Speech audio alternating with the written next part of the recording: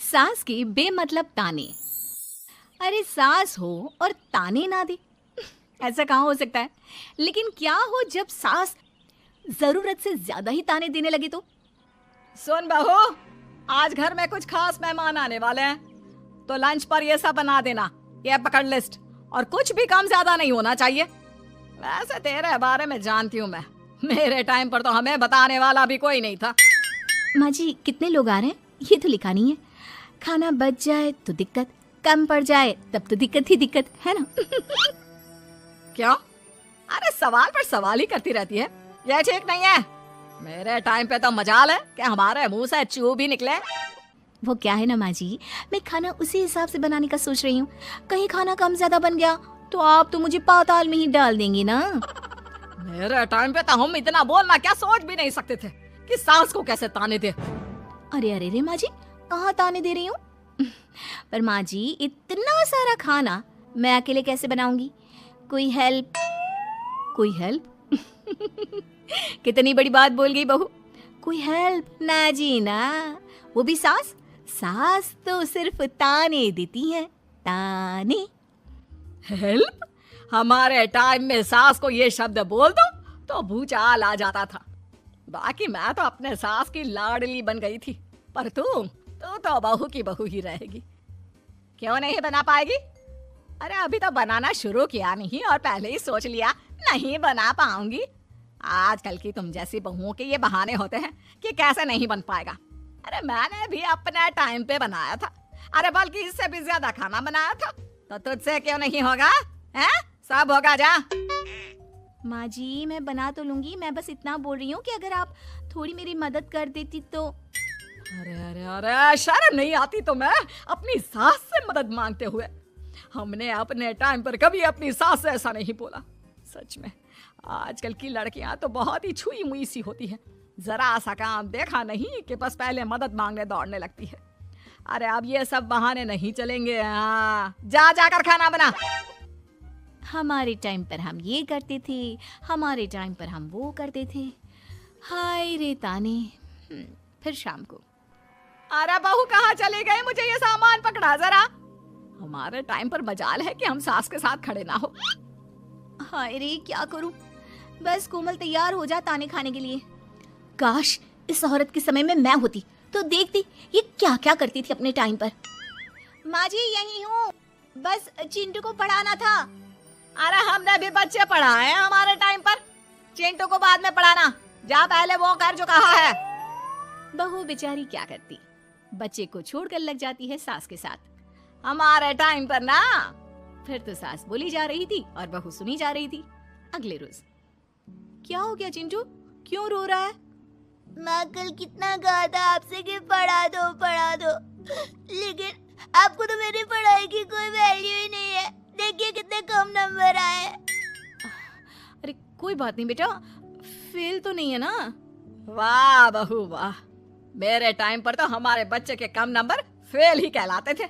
ना पढ़ाती हो ना घर का काम करती हो। हमारे टाइम पर तो। सास की इस बात पर इस बार बहू का पारा हाई हो जाता है। वो सोच लेती है कि अब तो वो पति से बात करके ही रहेगी। अगले दिन। माँ जी सारी सफाई हो गई, मेरी कमर टूट रही है, मैं जरा सोने जा रही हूँ। सोना? अरे हमारे टाइम पर तो हम ये जानते भी नहीं थे कि आराम क्या होता है। पागल हो गई है क्या? रख अभी। देख उस कोने में देख, मुझे कितनी धूल दिख रही है। और वो बिस्तर के नीचे तो देख कितना काला पड़ा है। और पर्दों के पीछे खिड़की पर देख जाले लगे हुए हैं, वो कौन साफ करेगा? ऐसी सफाई होती है क्या? जा फिर से कर। मैं तो घर में एक दिन का गंदगी नहीं आने देती थी, लेकिन जब से तू आई है घर की हालत ही खस्ता कर दी है। अरे माँ तो तू कहाँ गई? तू भी तो यही है। वैसे माँ मैंने कभी तुझे सफाई करते नहीं देखा। जब से ये आई है न जाने आप में कौन सा सफाई का कीड़ा चला गया है। हाय रे, हमारे टाइम पर तो पति कभी बीवी की तरह से बोल दे तो समझो घर का बंटवारा, और यह घर तो मेरे ही नाम से है। तो बेटा निकल ले बीवी को लेकर। हमारे टाइम पर तो। अरे कैसी बात कर रही हो माँ, मैं तो बस मजाक कर रहा था। इतनी कम सैलरी में मैं कहाँ अलग रह सकता हूँ। माँ जी प्लीज़, मैंने अभी पूरा घर साफ किया है और इन जालों को झाड़ूंगी तो फिर से पूरी गंदगी हो जाएगी। फिर से सारे घर के झाड़ू। ना माँ जी ना। हमारे टाइम पर तो मैं दिन में 10 बार झाड़ू लगाती थी, हमने नहीं किया है क्या? मायके से कोई तो संस्कार लेकर आई होगी ना तू बहू, क्या कुछ भी नहीं। तभी पति आ जाता है। बहू पति की तरफ देखती है कि शायद वो उसे उसकी माँ के प्रकोप से बचा सके, लेकिन नहीं, उल्टा उस दिन की माँ की डांट की बात से तो पति के तेवर ही बदल जाते हैं। देखो, माँ जो करती है करती रहो, माँ बड़ी है, जो कहती है सही तो कहती है। बस पति का ये कहना और बहू का पारा 7वें आसमान में। एक इनके भरोसे मैं सब सह रही थी, लेकिन आज तो इन्होंने मेरा ही साथ छोड़ दिया माँ के लिए। अब तो इन लोगों को सबक सिखाना ही होगा। फिर एक दिन, बहू ये कौन है और तुम्हारे साथ क्या कर रहा है? और ये हाथ, अरे हाथ छोड़ मेरी बहू का, कौन हो तुम? माँ जी वो कोई नहीं माँ जी, माफ कर दीजिए। बहू घबराने का नाटक करती है। अरे क्यों डर रही हो तुम? मैं हूं ना तुम्हारे साथ। आंटी जी, मैं इसका बॉयफ्रेंड हूँ और मैं इससे मिलना आया हूँ। कोई समस्या? बोलिए। बोलेंगी क्या? यही कि इनके टाइम पर तो इन्होंने न जाने कितने ही बॉयफ्रेंड बना बना कर छोड़ दिए हैं। क्यों माँ जी, यही कहने जा रही थी ना आप? अब क्या था, सास की बोलती बन। कैसे कहे कि उनके टाइम पर बहू ये सब ठीक नहीं है। मेरे टाइम पर। हाँ आंटी जी, क्या आपके टाइम पर क्या? जरा हमें भी बताइए ना। अरे हमारे टाइम पर बॉयफ्रेंड कुछ नहीं होता था। सास की आंखों की शर्म होती थी।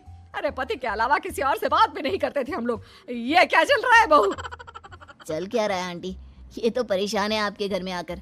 आप हर बात पर इसे सुनाती रहती है, ताने वाने। अब इससे बर्दाश्त नहीं होते तो मैंने सोचा क्यों ना मैं इसे अपने ही घर ले जाऊं, कम से कम आराम से तो रहेगी। वाह रे, हमारे वक्त में तो ऐसा नहीं होता था कि सास के ताने बर्दाश्त नहीं तो किसी और के साथ चली जाओ। अब नहीं होता तो नहीं होता माँ जी। मैं भी तो कल को अपनी बहू को कुछ अपने वक्त की सुनाऊंगी ना कि सास के ताने समझ में नहीं आ रहे थे अपने वक्त में, तो मैं अपने बॉयफ्रेंड के साथ चली गई। वाह, फिर तुम्हारी बहू को समझ में आएगा कि तुम कितनी मॉडर्न थी अपने वक्त में। अरे चुप, बिल्कुल चुप। क्या बकवास कर रहे हो तुम दोनों? तो क्या करे, पति को तो अपने घर की लालच दे रखी है, वो तो मेरे लिए बोलते नहीं, तो किसी के पास तो मैं रहूं ना शांति से। तभी पति आ जाता है। नहीं, दूसरा घर तो मैं ले सकता हूँ, लेकिन दूसरी बीवी नहीं। माँ वो कितने ताने सहेगी? मुझे मेरी गलती का एहसास हो गया है। चलो हम कहीं और रहेंगे। अरे नहीं, हमारे जमाने में। फिर माँ जी? मतलब मैं कैसे रहूंगी तुम लोगों के बिना? बहू मुझे माफ कर दे। ओके, कर दिया माफ। अच्छा ये तो बताओ कि ये लड़का कौन है? मैं इसकी मौसी का बेटा हूँ, मिलने आया था। अच्छा दीदी, बाय। समधी की शादी। इस कहानी की हीरोइन गंगा है, जो अपनी समधन की मौत के बाद अपने समधी के अकेलेपन को समझते हुए समधी की दूसरी शादी करवाती है। लेकिन उसकी बहू इस बात से बिल्कुल खुश नहीं होती। मुझे लगता है आपको शादी कर ही लेनी चाहिए।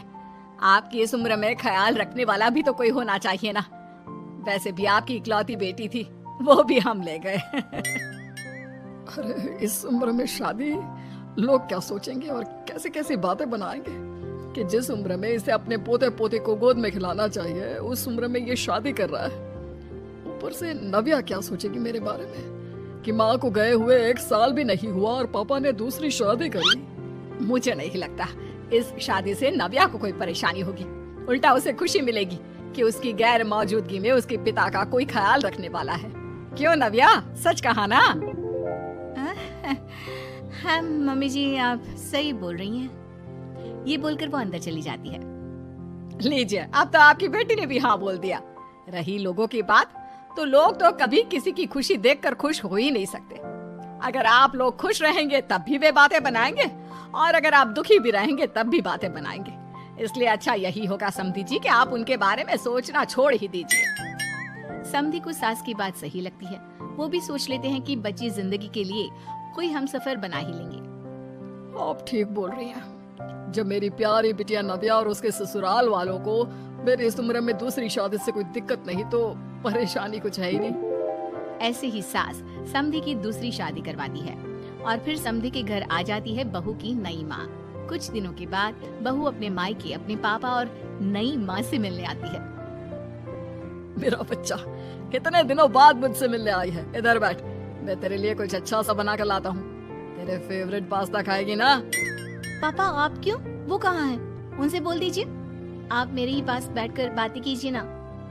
उन्हें क्यों लेकर आए? कोई चैरिटी थोड़ी ना कर रहे हैं। इस उम्र में घर मिल गया, और क्या चाहिए? तभी नई माँ घर में आती है। बेटी की बात सुन रही होती है और सुनकर बहुत दुखी हो जाती है। वो अच्छा, तुम्हारी नई माँ वो जरा किसी काम से बाहर गई हुई है, आती होगी। मैं तब तक तेरे लिए कुछ अच्छा सा बना कर लाता हूँ। ठीक है पापा। लगता है नई माँ के पैर बाहर ही रहते हैं, और आपको ही बनाकर खिलाना था तो क्या करे, छोड़िए। ये बोलकर वो घर में घूमने लगती है और चीजों को देखती है। इनको घर में आए हुए थोड़े दिन नहीं हुए और ये घूमने भी जाने लगी है, वो भी पापा को घर में अकेला छोड़कर। आने दो, एक बार इनकी खबर लेती हूँ। वैसे घर को तो बड़ा सजा कर संवार कर रखा है। चलो, ये तो खूबी है, कम से कम पापा को साफ कर का शौक भी है। इतने में नई माँ घर में आती है। अरे नव्या बेटा, तुमने पहले बताया होता तो मैं जल्दी घर आ जाती। तुम्हें नहीं पता मुझे तुमसे कितनी सारी बातें करनी है। कैसी हो बेटी? बेटी? हाँ, वैसे अब तो मैं आपकी बेटी हो ही गई हूँ, ना चाहते हुए भी। खैर, आप गई कहाँ थी? शादी हुए कुछ दिन भी नहीं हुए और आपने घूमने जाना भी शुरू कर दिया। पापा का ख्याल रखने के लिए शादी करवाई है आपकी, जानती है ना? नव्या, ये तुम क्या बोल रही हो? मैं कहीं घूमने नहीं बल्कि एक दोस्त से मिलने गई थी। उसकी तबीयत थोड़ी ठीक नहीं, इसलिए वो क्या है ना, शादी के चलते उससे मिलना नहीं हो पाया तो आज चली गई। अच्छा, वो भी पापा को यूं घर पे अकेला छोड़कर? आपके लिए आपका ये परिवार ज्यादा जरूरी है या आपकी दोस्त? देखिए, ये ठीक नहीं है। इतने में पिता आ जाते हैं। अच्छा, तुम आ गए। आओ, चलो तीनों मिलकर बैठ के खूब सारी बातें करते हैं। माँ कुछ नहीं कहती, चुपचाप अंदर चली जाती है। ऐसे ही बहू जब भी अपने मायके आती, अपनी नई माँ से ऐसे ही बात करती। नई माँ बहू के इस बर्ताव से परेशान होकर उसकी सास को बताती है। देखिए माना, वो बेटी है, लेकिन मैंने भी शादी की है। वो बेटी कम, सास सा व्यवहार ज्यादा करती है। अब छोटी है तो कुछ कहना ठीक नहीं लगता।